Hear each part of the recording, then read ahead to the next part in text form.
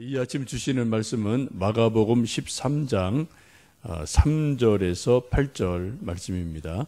예수께서 감람산에서 성전을 마주 대하여 앉으셨을 때에 베드로와 야고보와 요한과 안드레가 조용히 묻되 우리가 이에 이르소서 어느 때 이런 일이 있겠사오며 이 모든 일이 이루어지려 할 때에 무슨 징조가 있사오리이까. 예수께서 이르시되 너희가 사람의 미혹을 받지 않도록 주의하라. 많은 사람이 내 이름으로 와서 이르되 내가 그라하여 많은 사람을 미혹하리라. 난리와 난리의 소문을 들을 때 두려워하지 말라. 이런 일이 있어야 하되 아직 끝은 아니니라. 민족이 민족을, 나라가 나라를 대적하여 일어나겠고 곳곳에 지진이 있으며 기근이 있으리니 이는 재난의 시작이니라. 아멘. 13장 1절 2절 말씀은 하루는 예수님께서 제자들과 함께 예루살렘의 성전에 올라가셔서 쭉 보고 나올 때 한 제자가 예수님에게 말하기를 선생님 이 성전을 보십시오. 크기가 엄청나게 큽니다.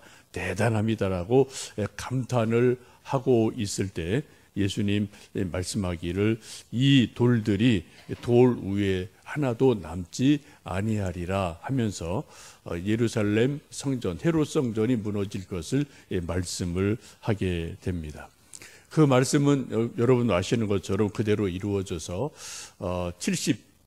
76년인가요? 그때 로마의 디도 장군에 의해서 예루살렘이 함락이 되고 또 성전도 파괴가 되고 지금 저 남은 것은 이제 뭐 통곡의 벽 이런 일부가 이제 남아 있는 모습 우리들이 뭐 예루살렘 가보면 알 수가 있죠.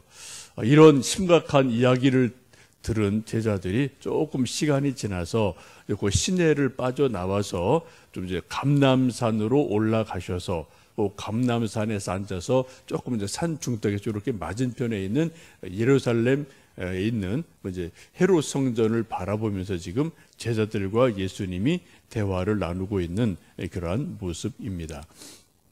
여러분도 예루살렘 성지순례 가보신 분들은 이 코스를 거의 가보셨을 거예요. 지금도 있는 황금사원 그것을 좀 보시고 또 조금 외곽으로 나가면은 감람산이라는 곳이 있어서 예수님 늘 뭐 기도하셨던 곳으로 알려진 곳이죠. 감람나무 많이 있는 곳. 거기서 이렇게 좀 보면은 조금 아래로 좀 이게 황금 사원이 이렇게 좀 보이는 것 지금도 여러분 가시면 보실 수가 있습니다. 그쯤에서 지금 예수님께서 성전을 마주 대하여 이렇게 쭉 바라보시면서 몇몇 제자와 함께 또 이런저런 후속적인 이야기, 대화를 하게 됩니다.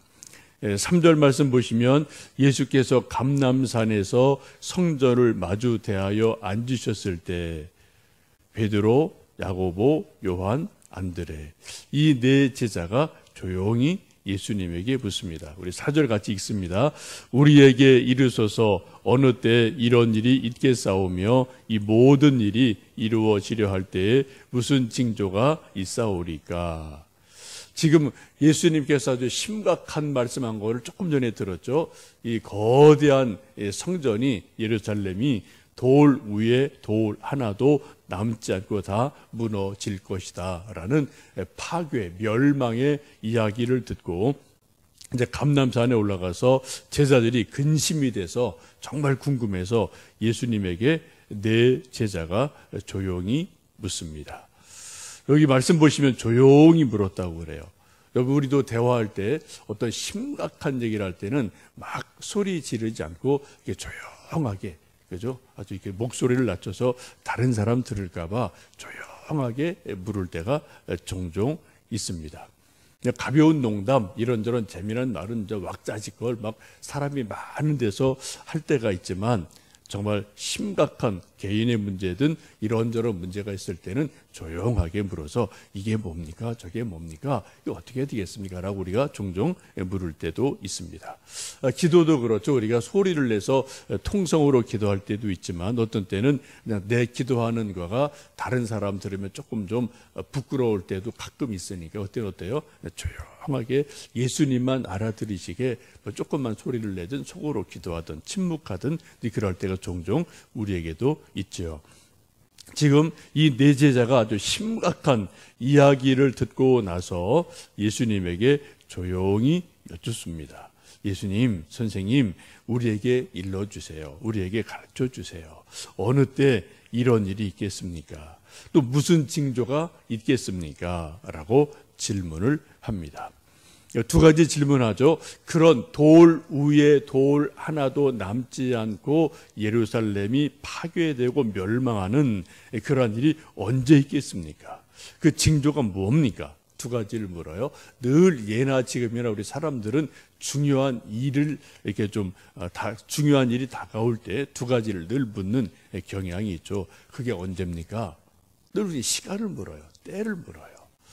사도행전 1장에 보시면 우리 예수님 부활하시고 승천하실 때 말씀을 제가 몇 주 전에 말씀드렸는데 그때도 제자들이 뭘 묻습니까? 하나님의 나라를 회복하심이 이때입니까? 늘 시간을 묻거든요. 왜요? 우리는 시간에 딱 매여 있는 존재여서 우리 인간에게 알게 모르게 가장 심각한 건 사실은 시간의 문제인 것 같습니다. 물론 건강 문제, 돈 문제 이게 다 중요한 거지만 가만히 생각해 보면요, 시간의 문제예요. 왜 우리는 이게 딱 시간이 딱 정해져 있거든요. 저나 여러분이나 저도 앞으로 한 30여 년 지나가면 저도 먼저 어떻게 되는 거고, 여러분 여기 제가 볼 때 30년 지나면 이 자리에 계실 분 아무도 안 계실 것 같아요. 30년 정도 지나면 저도 이 세상에 존재하지 않을 것 같고, 여러분도 마찬가지고, 남은 시간이 이렇게 딱 유통기간이 이게 딱 정해져 있거든요. 이 기간에 뭔가가 우리가 할 일을 해야 되고 또 뭔가 의미 있는 일이 좀 있어야 되고 이런 게 저도 있고 여러분도 마찬가지거든요. 그래서 사람들은 늘 고민하는 게 시간의 문제입니다. 그런데 지금 제자들도 주님, 그러한 일이 언제 일어나겠습니까? 라고 조용히 묻습니다. 또 무슨 일이 있을까요? 라고 또 질문을 하죠. 저도 참 궁금한 게 많습니다. 저 개인적으로 우리 애들이 무슨 일이 언제쯤 될까? 저 참 궁금하죠. 가정적으로요, 개인적으로. 또 교회적으로 우리 교회가 지금 아주 훌륭한 교회고 좋은 교회입니다. 더 좋은 교회, 더 부흥하는 교회 언제쯤 될까? 이게 늘 저도 궁금하고 기도하는 거고. 여러분도 개인적으로 우리 아들, 딸이 언제쯤 뭐가 문제가 해결될까? 또 언제쯤 부자 될까? 언제쯤 조금 더 건강해질까? 언제 내 인생의 문제, 가족 문제가 좀 이게 매인 게 좀 풀어질까? 하여튼 여러분 나름 다 그런 시간에 대한 고민이 나름대로 있으실 겁니다. 근데 희한하게 하나님께서는 그 시간의 결정적인 때를 우리에게는 미리 보여주지를 않습니다. 전도서 3장 보시면 솔로몬이 말하기를 천하의 만사가 다 때가 있다. 모든 것이 다 기한이 있다라고 말씀하시면서 날 때가 있고 죽을 때가 있고 웃을 때가 있고 울 때가 있고 일어설 때 있고 넘어질 때 있고 병들 때 있고 건강할 때 있고 때를 쭉 수십 가지를 이야기하죠. 그리고 나서 조금 더 밑에 보시면은 그렇게 말씀하셔요. 그런데 하나님이 하시는 일의 시종을, 시작과 끝을 사람들로 하여금 알게 하지 않으셨다. 모르게 하셨다. 그 이유를 사람들로 하여금 하나님께 경외하게 하려 하심이라 라고 말씀합니다. 오늘 여러분 전도서 3장 한번 좀 꼭 읽어보세요. 오늘 이제 5월 1일 또 시작이 한 매듭이 시작이 되는데요. 우리 늘 어떤 시간의 매듭을 우리 생각하는데 참 묘하게 하나님은 우리에게 그 때를 알지 못하게 하셨다. 우리 답답하죠? 근데 하나님께서 말씀하기를 답답하니까 우리가 뭐 한다고요? 기도한다는 겁니다.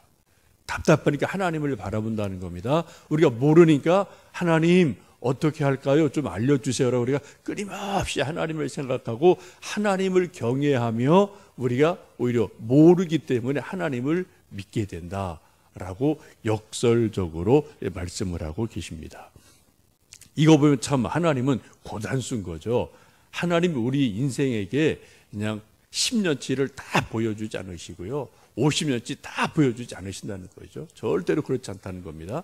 그때 좀 짤딱짤딱이라 그러나요? 조금 우리는 조금 조바심이 나는데 하나님 그렇게 하신다는 거죠. 그때 보여주신다는 거죠. 그래서 우리가 하나님을 더 의지하고 바라보게 됩니다.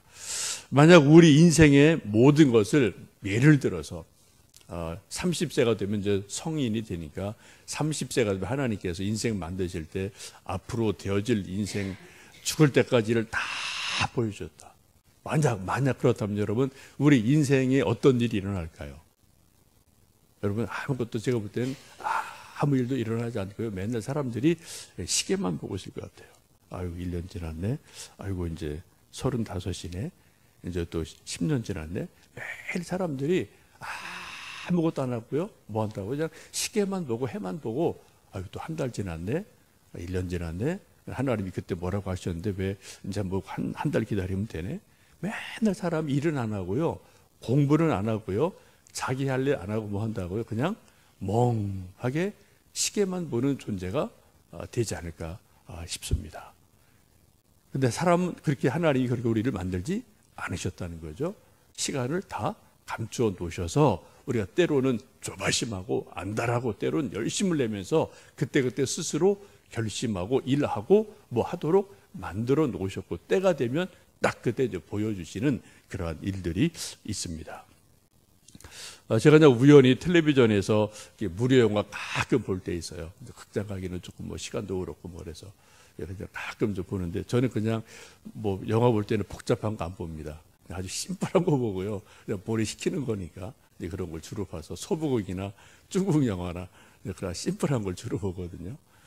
가끔 이제 뭐 이렇게 이제 무료 영화 이렇게 돌리다 보면 이제 걸리는 건 이제 뭐 괜찮다 싶으면 볼 때 있는데 한 번은 제가 본 영화 중에 이제 염문이라는 영화가 있어요. 이게 중국 영화인데 영춘권이라는 이제 풍후를 이제 창시한 이제 사람인데 이게 좀 이게 쉽게 말하면 이제 이소룡의 무술 스승입니다.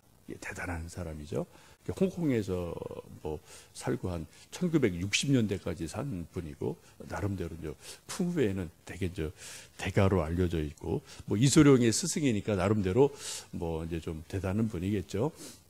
근데 그분이 이제 마지막 죽을 때 일대기 중에 이제 마지막 죽을 때 그 부분을 이제 그려 놓은 것인데 뭐 이제 제자들 이제 가르치고 뭐 홍콩에서 이런저런 얘기가 쭉 별의별 일이 다 있고 뭐 하여튼 일들이 쭉 있는데 그런 이제 스토리가 있어요. 제자들을 이제 받으면서 이제 이런저런 이제 나를 뭐 제자로 받아주세요. 뭐 너는 돼 안 돼? 뭐 이런 게 이제 스승과 제자 관계에서 뭐 그런 게 좀 있게 되죠. 그때 그 스승이 제자들한테 이제 그런 말을 딱 합니다. 나는 이런 세 사람은 절대로 제자로 받지 않는다. 제자 될 자격이 없다. 하면서 세 가지를 얘기해요. 하나는 멍청이, 생각 없는 사람. 하나는 자랑하려고 폼 잡으려고 풍부 배우는 사람. 이게 절대 안 된다. 이거 괜히 폼 잡고만 다닌다.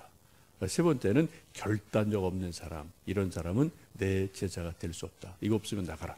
이게 딱 이제 자르는 그런 말이 나오거든요. 상당히 재미난 말이죠. 상당히 의미가 있어요. 생각 없는 멍청이는 쿵구 배울 수 없다.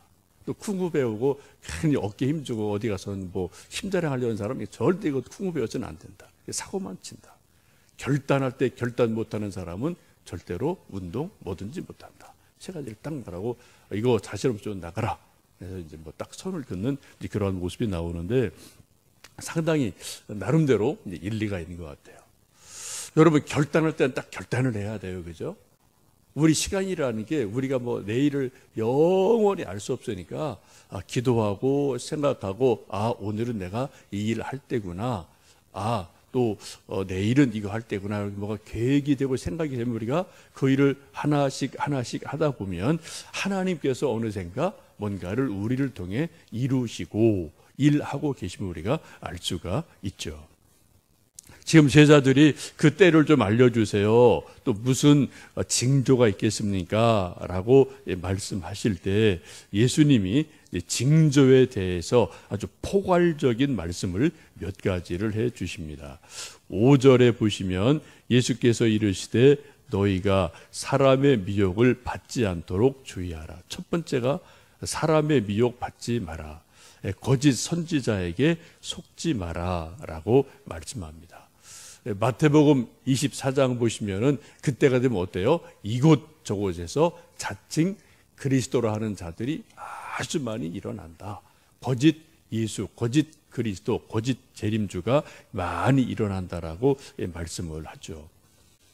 여러분 지금 어느 때보다도 세계적으로 우리 한국에서도 거짓 재림 예수가 엄청나게 많습니다. 여러분 조금 관심만 가지시면은 여기저기에서 우리 교회만 진리가 있다. 내가 재림주다. 직접이든 간접이든 내가 보혜사 성령이다. 이런 말하는 사람 우리나라 수십 명이에요 지금 여러분. 우리가 지금 잘 몰라서 그러죠.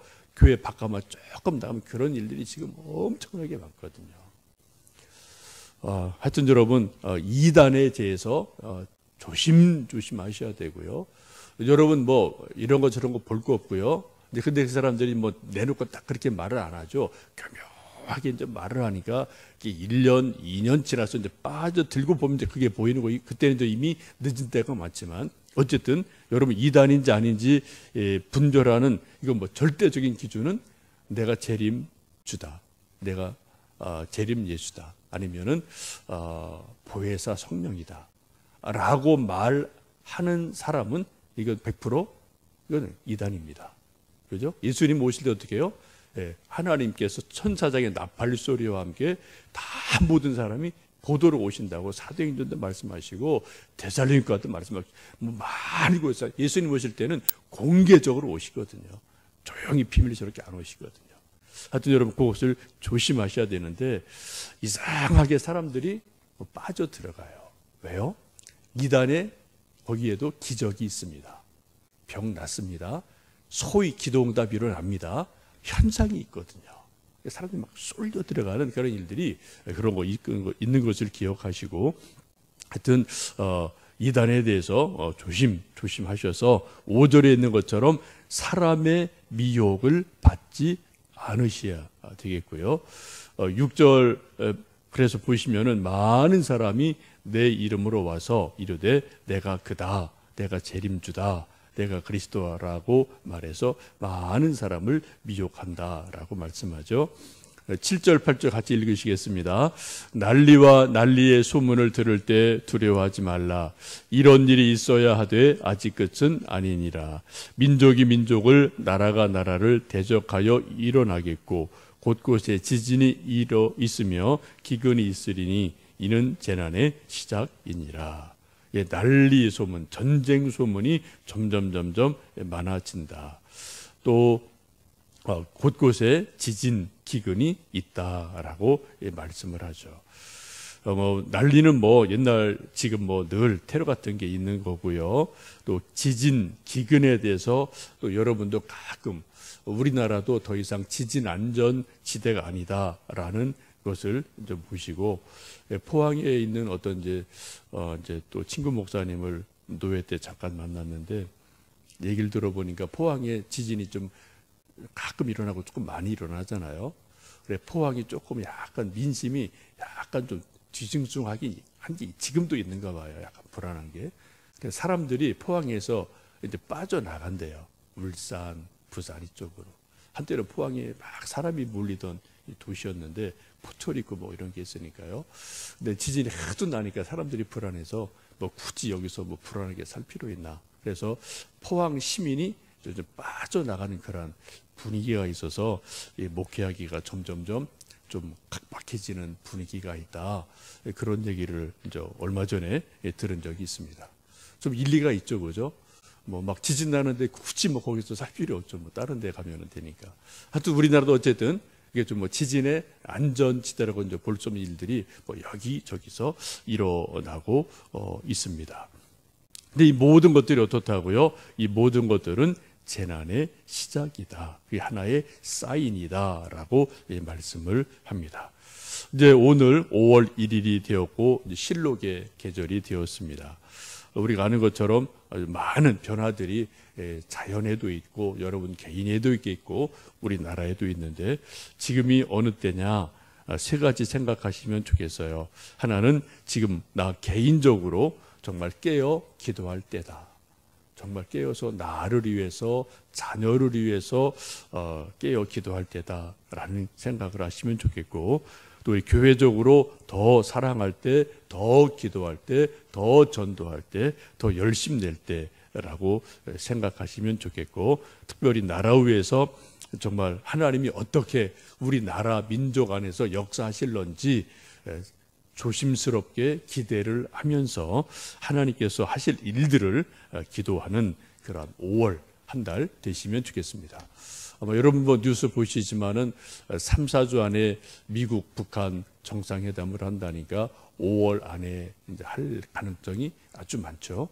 그리고 이 한 달 안에 우리가 해야 될 기도가 많지만 정말 트럼프와 김정은 두 사람이 만나서 또 무슨 얘기를 하고 뭘 결정을 하고 뭐 매듭을 어떻게 칠지 우리가 정말 깊이 기도하고 하나님 은혜를 구하면서 우리 당대에 좀 할 수 말이 있다면 완전한 평화가 좀 이 땅에 이루어지고 핵이 완전한 게 100% 문제가 제거가 되고 교류 좀 하고 그죠? 우리가 언제까지 뭐 싸우겠습니까? 그런 일이 우리나라에 우리 당대에 좀 일어날 수 있도록 은혜를 구하고 하나님의 긍휼을 구하는 또 5월 한 달 되시기를 주님의 이름으로 축복하며 함께 기도하시면 좋겠습니다. 함께 기도하겠습니다.